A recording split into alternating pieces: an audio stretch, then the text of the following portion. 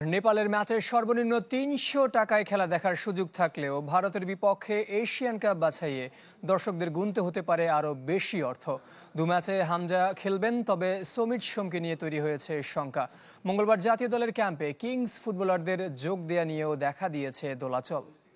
বসুন্ধরা ডায়াপেন্ট এখন আরও উন্নত। এই hot air through top sheet দ্রুত শোষণ করে সোনামণিকে দেয় কোমল অনুভূতি।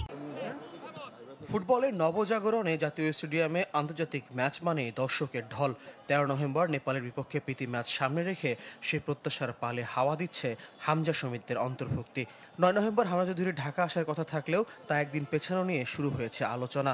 আর কানাডার ঘরোয়া টুর্নামেন্টের ফাইনালে সমিতির ক্লাব ক্যাভালরি এফসি ফাইনাল খেলা না খেলার উপর নির্ভর করছে এই মিডফিল্ডারের ঢাকা আসার তারিখ।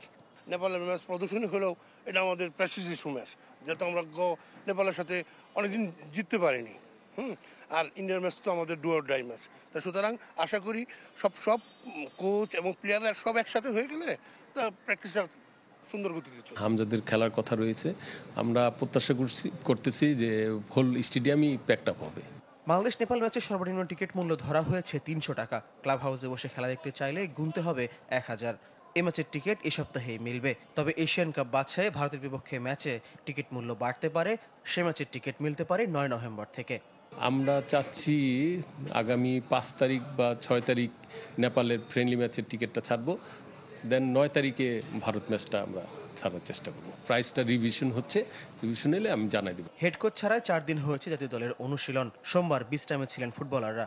ছুটি কাটিয়ে মঙ্গলবার দলে দায়িত্ব নেওয়ার কথা হেড কোচ হাভিয়ের কাবরেরার। একই দিন বসুন্ধরা কিংস ফুটবলারদের যোগ দেওয়ার কথা থাকলেও তা নিয়ে নতুন করে দেখা দিয়েছে শঙ্কা। বরাবর একটা পাল্টা চিঠি দিয়েছে যে জয়েন করবে হয়তো 6-7 তারিখ। তা আমরা চেষ্টা করতে সাথে সাথে কথা বলে তাড়াতাড়ি যোগ দেয়। ফয়জুল ইসলাম, চ্যানেল 24, ঢাকা।